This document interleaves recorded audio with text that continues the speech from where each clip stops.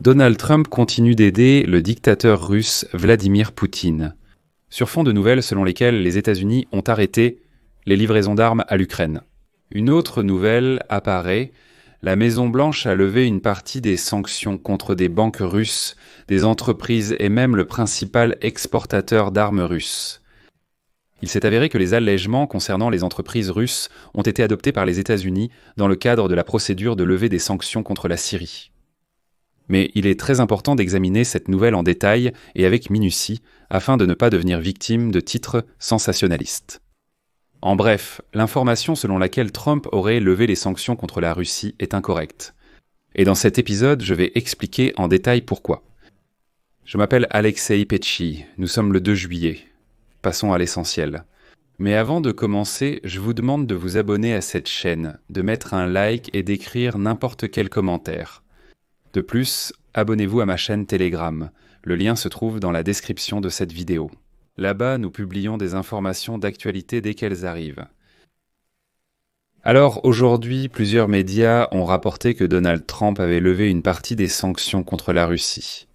Dans le contexte des informations selon lesquelles les États-Unis ont arrêté les livraisons d'armes à l'Ukraine, cette nouvelle est perçue de manière particulièrement vive. Mais il faut clarifier les choses ici. En fait, les États-Unis n'ont pas levé les sanctions contre la Russie, même si indirectement on peut tout de même appeler cela une levée des sanctions. Pour éviter toute confusion, abordons les sujets dans l'ordre. En fait, la décision du président américain Donald Trump de lever une partie des sanctions précédemment imposées à la Syrie a profité au Kremlin. C'est ce qu'il semble à première vue. Tard dans la soirée du 30 juin, le président américain Donald Trump a signé un décret annulant les sanctions économiques américaines contre la Syrie. Comme l'a déclaré la Maison-Blanche, cette décision est une étape vers la stabilité et la paix. Je vais maintenant citer un extrait du décret de Donald Trump concernant la Syrie. Les États-Unis sont déterminés à soutenir une Syrie stable, unie et vivant en paix avec elle-même et ses voisins. Une Syrie unie qui n'offre pas d'asile aux organisations terroristes et qui assure la sécurité de ses minorités religieuses et ethniques, contribuera à la sécurité et à la prospérité régionale. Les sanctions contre l'ancien président syrien Bachar el-Assad, qui s'est réfugié en Russie, ainsi que contre les membres de sa famille et les partisans du régime renversé en Syrie, restent en vigueur. Personne ne les a levés. Le dirigeant américain avait déjà annoncé son intention de lever les sanctions contre Damas à la mi-mai, avant de rencontrer à Riyad le nouveau dirigeant syrien Ahmed Achar. La Maison-Blanche a déclaré qu'elle surveillerait les actions des nouvelles autorités syriennes, y compris la prise de mesures concrètes pour normaliser les relations avec Israël. Le ministre des Affaires étrangères syrien, Assad al-Chibani, a déclaré que la levée des sanctions éliminerait les obstacles à la reconstruction de l'économie syrienne et ouvrirait le pays à la communauté internationale. Dans une déclaration, le ministre américain des Finances, Scott Bessent, a indiqué que le décret sur la levée des sanctions donnerait au peuple syrien la possibilité de recommencer sa vie après la chute du régime brutal d'Assad. Je rappelle brièvement ici que le groupe islamiste Hayat Tahrir al-Sham, dirigé par Ahmed Achar, a mené l'offensive des rebelles qui a abouti au renversement du régime de Bachar Assad au début du mois de décembre de l'année dernière. L'Organisation des Nations Unies, les États-Unis et le Royaume-Uni considèrent toujours cette organisation comme terroriste. En revanche, le décret de Donald Trump ordonne au secrétaire d'État américain Marco Rubio de réexaminer le statut de Hayat Tahrir al-Sham et, éventuellement, de la retirer de la liste des organisations terroristes.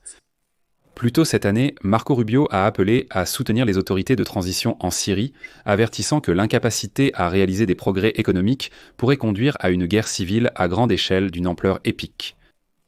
Et juste après tout cela, la nouvelle est tombée que la levée des sanctions contre la Syrie a également touché les Russes et a même profité au Kremlin. En fait, avec les organisations syriennes, plusieurs banques russes, entreprises et même des personnalités connues ont disparu des listes noires américaines. Ainsi, par exemple, dans la version mise à jour du communiqué de l'Office of Foreign Assets Control du département du Trésor américain, il est indiqué que les sanctions ont été levées contre l'ancien président de la Fédération internationale des échecs et ex-chef de la Kalmoukie, Kirsan Ilyumdjinov. En 2015, les autorités américaines l'ont accusé de soutenir le régime du président syrien Bachar el-Assad, et à ce moment-là, tous ses avoirs sur le territoire américain ont été gelés. Ilyumzhinov lui-même expliquait cela par son activité internationale, comme il le disait, active, y compris des voyages en Corée du Nord et en Syrie. De plus, il y a eu des rencontres avec Bachar el-Assad.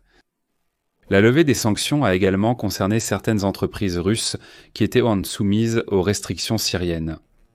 C'est crucial, les détails suivront. En particulier, il s'agit de la banque Alliance financière russe, qui appartient à ce même Ilyumzhinov. La liste des restrictions levées comprend également cette banque, qui, il est vrai, a déjà perdu sa licence en 2017.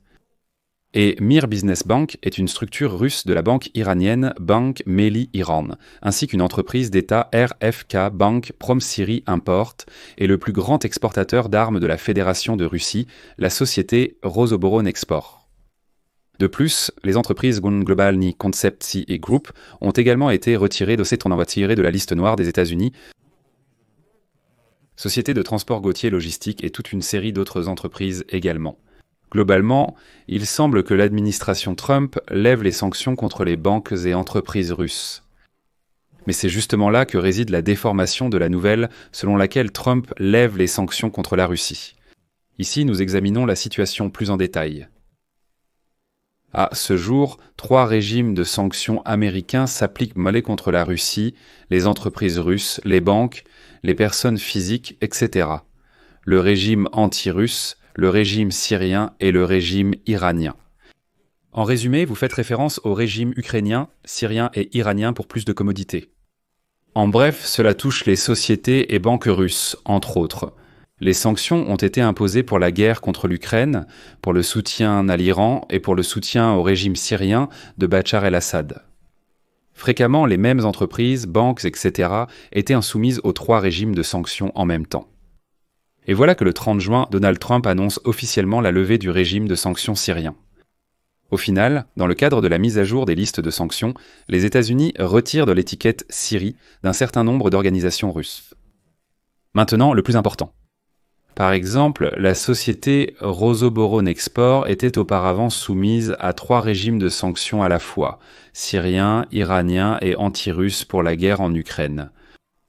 Maintenant, cette entreprise est retirée du régime de sanctions syrien, mais elle reste sous les régimes de sanctions anti-russes et iraniens, ce qui signifie en fait que l'entreprise reste sous sanctions. Autrement dit, le statut de société sanctionnée n'a pas été levé. Autre exemple, la corporation financière russe, la banque RFK a aussi perdu son étiquette. La Syrie, c'est-à-dire qu'elle est retirée du régime de sanctions syrien, mais elle reste sous sanctions en raison de ses liens avec la Corée du Nord. En d'autres termes, les sanctions demeurent effectives. Aujourd'hui, sous le coup de l'émotion, je comprends. De nombreux médias ont rapporté à tort l'exclusion de Rosoboronexport et d'autres entreprises des listes de sanctions américaines. Mais comme vous le savez déjà, ce n'est pas la réalité. Les États-Unis ont simplement ajusté le texte en supprimant la mention du régime de sanctions syrien qui est officiellement clos. Il n'y a plus de régime de sanctions comme celui de la Syrie. Toutes les entreprises mentionnées restent sous sanctions américaines dans le cadre d'autres programmes. Autrement dit, aucune sanction n'a été levée à leur encontre. C'est pourquoi, les amis, gardez votre esprit critique et abonnez-vous absolument à ma chaîne pour connaître toute la vérité. C'est fini pour aujourd'hui, prenez soin de vous. À bientôt.